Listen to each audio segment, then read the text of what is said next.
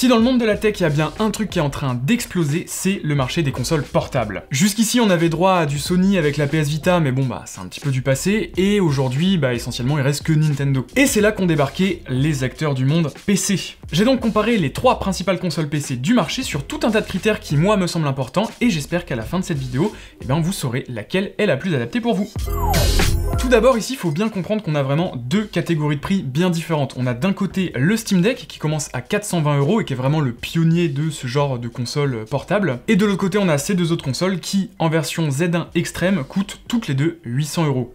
C'est pas le même prix. Cette différence de prix, évidemment, elle va avoir des répercussions sur les performances en jeu, puisqu'en fait là, on n'a pas du tout les mêmes puces. En gros, ce que ça veut dire, c'est que sur le Steam Deck, il faudra pas s'attendre à avoir du 60 FPS constant. Il y a certains jeux, certains gros jeux, comme par exemple Elden Ring, où vous allez devoir pas mal baisser la qualité graphique pour maintenir des FPS autour de 40, 50, éventuellement 60 en fonction des zones. Et c'est vrai que quand on compare à la ROG Ally et à la Legion Go, qui ont toutes les deux la même puce qui est nettement plus puissante, et ben l'expérience, notamment sur Elden Ring, pour regarder cet exemple-là, elle est bien meilleure. En gros, j'avais à la fois un framerate plus fluide, plus élevé, et en même temps une qualité graphique réglée sur haute au lieu de minimum. Si je devais les classer, au final, malgré le fait qu'elles aient toutes les deux la même puce, et ben je mettrais quand même la ROG Ally un petit peu devant. Alors c'est peut-être parce qu'elle a un meilleur refroidissement, hein. C'est vrai que globalement en jeu je trouvais qu'elle faisait moins de bruit que la Legion Go qui avait tendance à souffler assez fort, parfois pour rien. Après, il y a peut-être autre chose qui peut jouer aussi, c'est que la ROG Ally est équipée d'un écran Full HD 120 Hz, là où la Legion Go est équipée d'un écran Quad HD 144 Hz, ce qui fait que bah, forcément,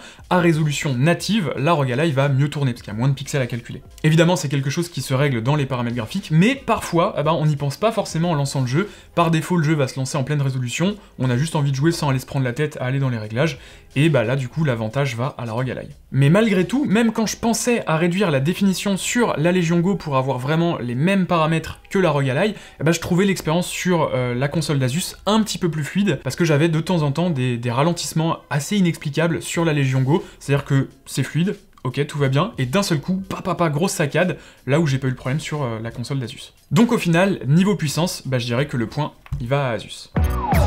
Parlons un petit peu de l'écran, c'est quand même le truc que vous allez regarder pendant que vous êtes en train de jouer, donc bah vaut mieux que ce soit bien. Alors là-dessus, le classement il est assez clair, il y a vraiment un gagnant, c'est la Lenovo Legion Go. Je vous l'ai dit, on a ici un écran Quad HD 144 Hz, donc c'est vrai que sur le papier c'est impressionnant, même visuellement c'est un superbe écran avec des superbes couleurs, un riche contraste, c'est très très bien, mais Quad HD 144 Hz, en fait, on va pas du tout l'exploiter en jeu, tout simplement parce que la puce est pas assez puissante. La plupart des jeux auxquels je jouais, bah, j'étais obligé de réduire la résolution à un quart du Quad HD, c'est-à-dire juste HD, 720p. Donc mettre un écran comme ça, en fait, à part si vous voulez regarder du contenu YouTube, Netflix et compagnie, ça n'a aucun intérêt en jeu. À l'opposé de ça, on a le Steam Deck, qui lui, pour le coup, a un écran tout ce qu'il y a de plus basique. On est sur du 1280 par 800, un écran 16 dixièmes, limité à 60 Hz. Alors on est également sur du LCD, comme les 2 autres consoles, mais on est sur une technologie un petit peu moins bonne, ça se voit clairement, les noirs sont un peu moins profonds, on a moins de contraste, les couleurs sont moins pétantes, c'est clairement moins agréable à l'œil. Finalement, le juste milieu, je pense que c'est vraiment Asus qui l'a trouvé ici avec son écran Full HD 120 Hz. La luminosité, pas de problème, les couleurs sont très bonnes, et il a surtout une autre qualité dont on ne parle pas souvent, mais qui vraiment fait la différence, c'est son traitement anti-reflet. Vraiment, c'est quelque chose que j'ai directement remarqué en jouant, le traitement de ce ROG Ally est excellent.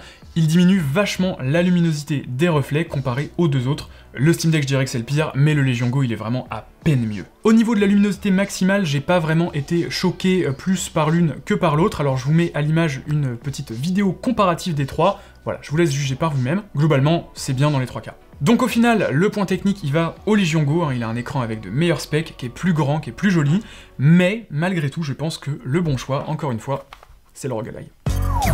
Parlons maintenant d'un autre point très important quand on achète une console portable, c'est l'ergonomie. La prise en main, le poids, le confort en main, tout ça c'est très important, et là-dessus, le meilleur, y a pas à dire, c'est le Steam Deck. Vraiment, de loin. Honnêtement, sur ce Steam Deck, les boutons sont tous très bien placés, ils cliquent bien, ils sont agréables, on sent que c'est quand même des matériaux de qualité. Le revêtement est agréable en main, ça glisse pas, ça ne craque pas, ça fait vraiment pas cheap en fait, tout simplement. Autre point qui est très important, et vous verrez ça fait défaut à d'autres consoles, c'est la qualité du grip. On a ici un grip assez profond, et du coup ça rend la console facile à tenir, même pareil en position allongée.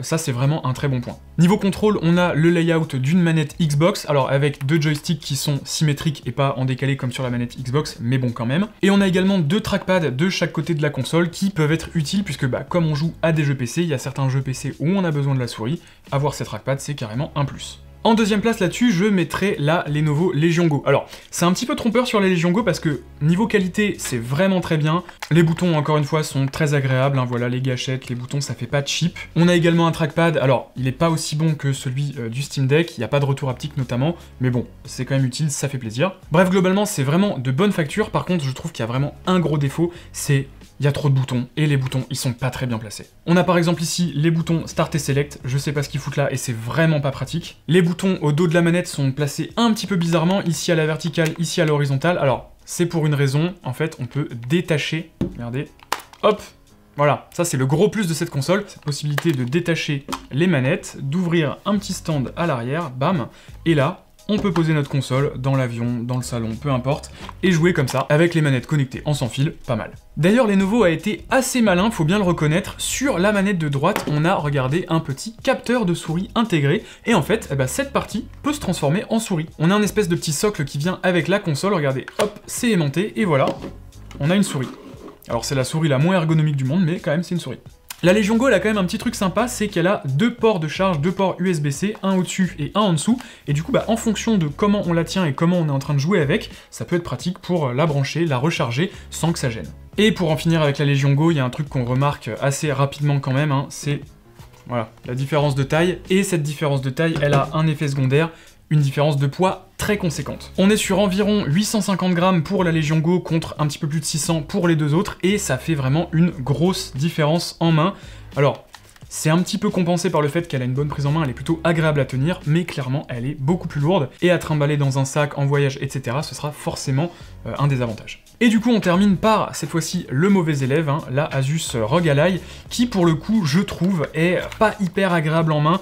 En fait, les grips sont très très fins, et du coup, la prise en main n'est pas très très bonne, et au-delà de ça, même les boutons en fait ils font assez cheap, le plastique là sur les gâchettes, je trouve que c'est vraiment pas terrible, et les 2 boutons à l'arrière là, ils sont pas faciles à cliquer, je sais pas, la prise en main est pas bonne, tout simplement. Je trouve que c'est la moins agréable, malgré le fait que ce soit la plus légère des 3. Bref, le point sur l'ergonomie et la qualité de fabrication, il va au Steam Deck, malgré le fait que ce soit la console la moins chère.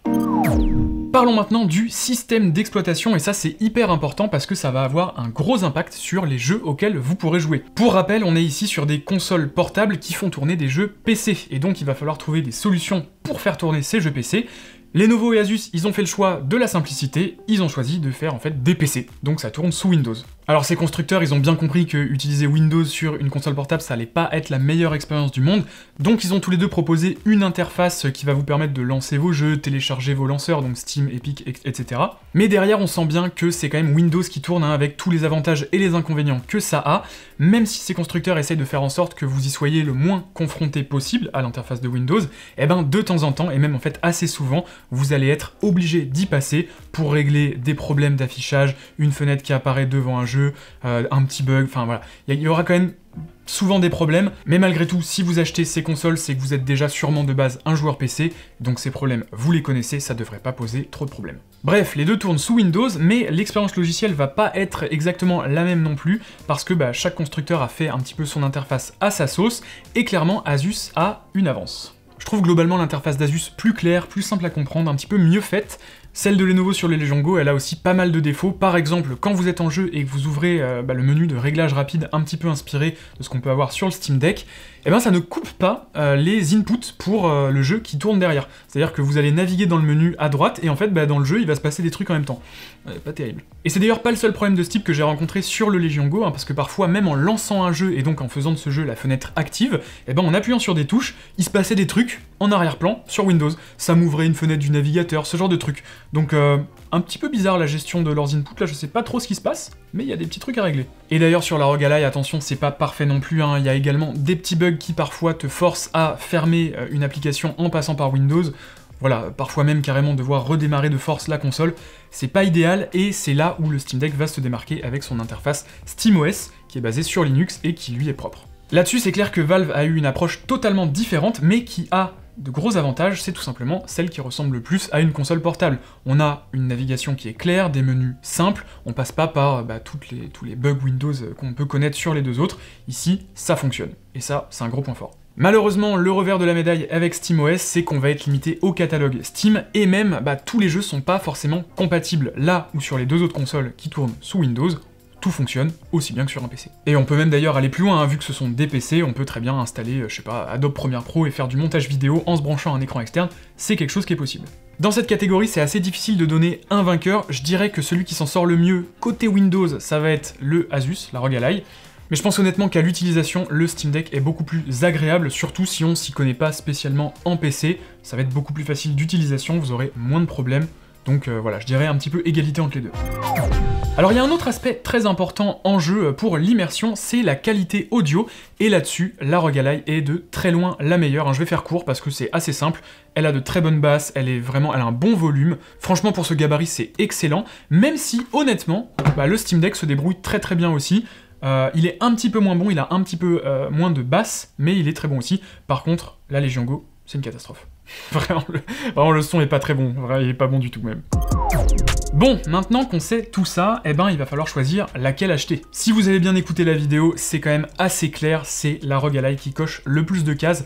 Honnêtement, j'ai été assez agréablement surpris parce que je partais avec un gros a priori avant de tester ces trois consoles. Je me suis dit, globalement, c'est celle que je vais le moins aimer, et au final, je crois que c'est celle que je préfère. En fait, c'est malheureux parce que la première impression est pas très bonne, comme je vous l'ai dit, la qualité de finition, etc. est pas idéal, c'est pas super, c'est pas au niveau des deux autres, mais quand on regarde au-delà de ça, elle a vraiment beaucoup de qualité, elle est compacte, donc c'est celle qui est la plus facile à trimballer, elle est légère, elle est puissante, elle a un écran qui est le juste milieu, Full HD 120 Hz, c'est impeccable. Niveau compatibilité, c'est du Windows, vous pouvez installer ce que vous voulez dessus, et au niveau de l'interface, bon, c'est pas parfait, mais franchement ça marche, et donc tout ça fait que c'est la console que je vous recommanderais le plus. De l'autre côté, j'entends bien qu'on n'a pas tous 800 € à mettre dans une console portable, et donc là-dessus, forcément, le Steam Deck arrive en excellente position, déjà parce que c'est un super rapport qualité-prix, mais en plus de ça, pour son prix, il offre une prestation qui est très bonne.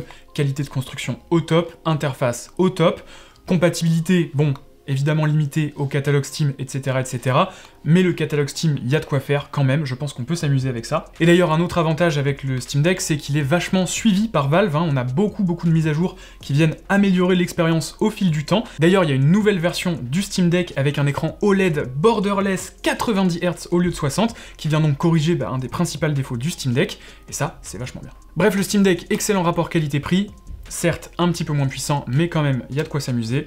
Je le recommande chaudement. Et enfin, pour finir, la Lenovo Legion Go, qui honnêtement au début, je pensais que ça allait être celle que je préférerais, celle qui m'avait le plus séduit en tout cas. Au premier abord, c'est vrai qu'elle est impressionnante avec son écran géant, avec tous ses contrôles, la souris intégrée, les manettes détachables, etc. Mais au final, je trouve que tout ça, ça fait un peu too much. On a plein de boutons tout le temps sous les doigts, on sait pas trop où appuyer, c'est un petit peu gênant. Voilà, je trouve que c'est un peu too much, ça fait un peu brouillon. Au final, j'ai un peu l'impression que Lenovo, ils savaient pas trop où aller, ils ont voulu mettre toutes les fonctionnalités possibles dans leur console sans vraiment faire de choix. Et ça se ressent un peu, on a un petit peu cette impression de brouillon, même si, encore une fois, la qualité, la finition et tout, c'est très bien. En fait, le gros avantage de cette console, c'est son côté Switch avec les manettes détachables, le stand à l'arrière, ça c'est très cool, et si vous pensez que vous allez vraiment l'utiliser, let's go, ça c'est vraiment bien, tu vois, les autres ne le proposent pas. Mais au global, pour une console portable dans son ensemble, à titre perso, c'est celle que je conseillerais le moins. Déjà parce que c'est la moins portable, et surtout parce que c'est too much en fait, il y a trop de trucs partout, c'est pas la plus simple d'utilisation.